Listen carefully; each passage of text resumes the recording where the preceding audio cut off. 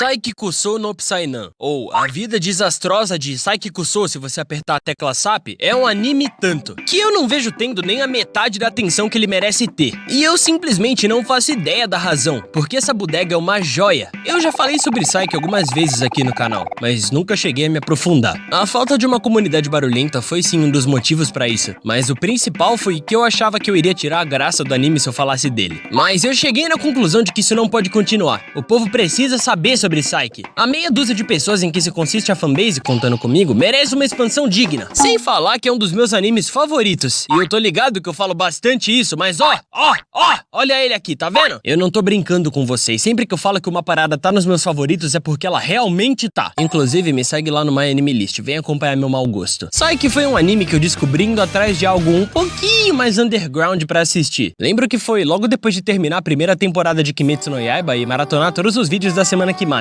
de um youtuber que eu nem conheço, não faço ideia de quem seja, nem lembro mais. E aí, fuçando nos cantos empoeirados da categoria anime da Netflix, eu achei aquele que seria meu anime de conforto e que tem mais graça do que todas as temporadas de Friends juntas. Não que isso seja difícil, eu consigo rir mais de um episódio de Chaves que eu já vi 20 vezes passando na TV do que um episódio de Friends. Mas enfim, vocês entenderam a crítica social. Só que eu fiquei confuso, porque tinham dois Saikis. Eu não fazia ideia de por qual começar. Aí eu tive que pesquisar e tudo mais e descobri que por algum motivo, no ano anterior ao que eu tava, tinha lançado uma temporada nova. E uma curiosidade, a Netflix dublou essa tal temporada nova. Mas só ela. Pra quê? Me fala, pra quê? Pra tu ver o reativado, tu vai ter que ver o anime original primeiro. E ele não tem dublagem. Eu tenho certeza de que deve ter alguma razão lógica pra isso. Burocracia, como sempre, estragando a humanidade. Mas pergunta se eu ligo. Vocês são a Netflix, cara. Vocês têm dinheiro pra cacete.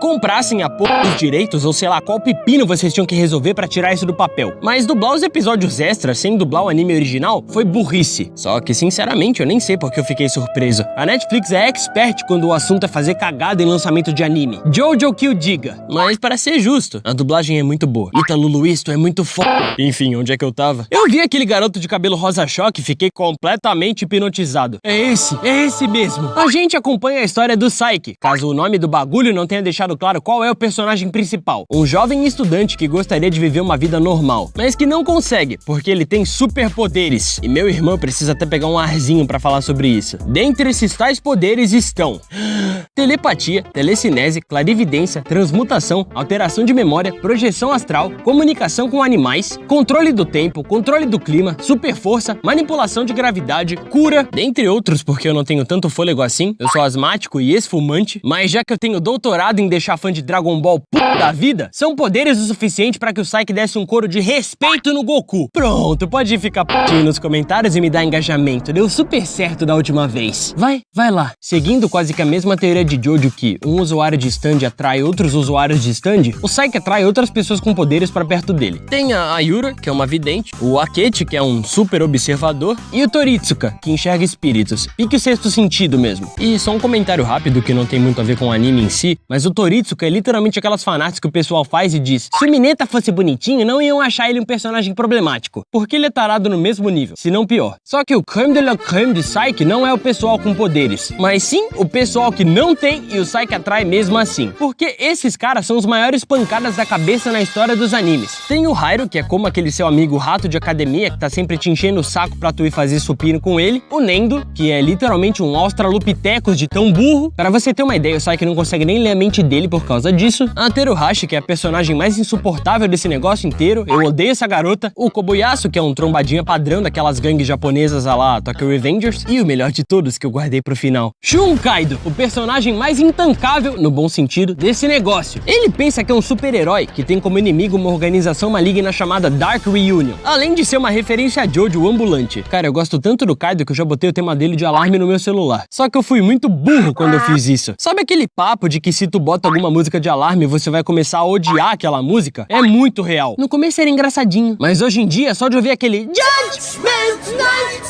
Eu já entro em desespero. Não ironicamente, me dá uma sensação muito ruim. Tudo que eu consigo pensar quando ela toca é trabalho, metrô, almoço, azia, terapia! E o pior de tudo é que ela toca toda vez que o Kaido aparece. Então calcule como é assistir um episódio de Psyche pra mim hoje em dia. Eu acho que Psyche clicaria pra mim independente da época em que eu assistisse. Mas eu acho que o fato de eu ter assistido ele depois de Kimetsu ter feito uma lavagem cerebral na minha cabeça só deixou a paixão mais forte. Quando tu começa a assistir anime, geralmente tu vai pros grandões antes de qualquer coisa, seja por recomendação ou puramente por curiosidade. E esses grandões, na maioria das vezes, são shonens. Então as fórmulas deles meio que ficam implantadas na tua cabeça desde sempre. Na maioria das vezes, eu tenho que especificar, porque se eu não fizer isso, alguém vai chegar aqui embaixo e comentar: primeiro anime shonen? Quem disse? Meu primeiro anime foi Sakura Card Captor, tem nada a ver com shonen. Geralmente, na maioria dos casos, as pessoas começam a se aventurar nos animes por causa de obras como Naruto, Dragon Ball e One Piece. Shonens, porque o que mais vende são inquestionavelmente os mais populares. Não shoujos, não isekais, shonens. Só que eu não estou generalizando. Se o seu primeiro anime foi Sakura Card Captor, parabéns! Tu quer aplauso por não ter sido um shonen? Enfim, quando você tá acostumado a assistir shonen e, consequentemente, acostumado com as fórmulas desse tipo de obra, ver um anime como Psyche é quase como tomar um golão d'água depois de andar num deserto por vários dias. É refrescante porque ele não segue os padrões de um shonen comum. Eu gosto de me referir a ele como um shonen desconstruído, ou shonen pra quem não gosta de shonen. Cara, quem quiser fazer um drinking game com esse vídeo pode, viu? Cada vez que eu falar shonen é um shot. Muitas pessoas gostam de dizer que ele é uma crítica a esse gênero, mas eu não concordo, pelo menos não 100%. Porque ele nunca nega ser um shonen, ele só é diferente. E essa diferença é o que fez ele se destacar tanto pra mim, assim como outras obras com propostas semelhantes que eu assisti depois, tipo One Punch Man, Mob Psycho e Assassination Classroom. Principalmente as duas últimas, porque por mais que o One Punch Man seja extremamente divertido, eu acho que ele acabou perdendo um pouquinho da essência. Mas enfim, ainda continua sendo bem divertido e eu rio pra caramba assistindo. E além disso tudo, Psyche também tem, bom, o Psyche, um típico protagonista de shonen, que tira poderzinho de todos os lugares possíveis e das formas mais convenientes que existem. Só que aí é que tá, ele não quer isso. Ele não quer essa responsabilidade de ser um super-humano. Apenas viver uma vida pacata e comer gelatina de café. Inclusive já fiz isso em casa por causa do anime, recomendo, bom demais. Mas quanto mais ele tenta evitar isso, mais ele atrai. Eu acho que esse conceito tão irônico é genial e engraçado pra caralho. E é por isso que, na minha opinião, o Psyche é o melhor protagonista dos animes. Na minha opinião! Você comentar, na verdade, o melhor protagonista dos animes é o Edward Elric, não vai mudar ela. Então, ao invés de enfiar esses seus dedos sujos de Doritos no seu teclado gamer, enfia eles na tua boca que você ganha mais! Enfim, se você ainda não for inscrito e curtir animes, mangás e cultura japonesa no geral, se inscreve aí, vai ser muito massa ter você na comunidade. Eu juro que eu não sou tão estourado assim em todo vídeo.